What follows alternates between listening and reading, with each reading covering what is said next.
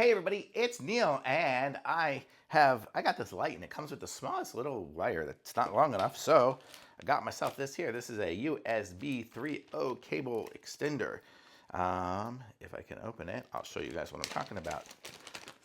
So it's got USB on one side and the female side on the other side. Comes with a little thing there, but look at that. It's going to give you an extra couple of feet of it.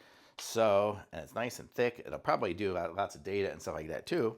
But for me, it'll at least reach so I can do my light, so I can plug it in here. And then I got my extra little foot or so, couple of feet, so I can put this up here, which is where I like to keep it. And then I'll get my light. So I got power going through it. It works. So I'm going to say it's good. Oh, it's got just a timer on it. I can't remember what this did. I thought I held it down.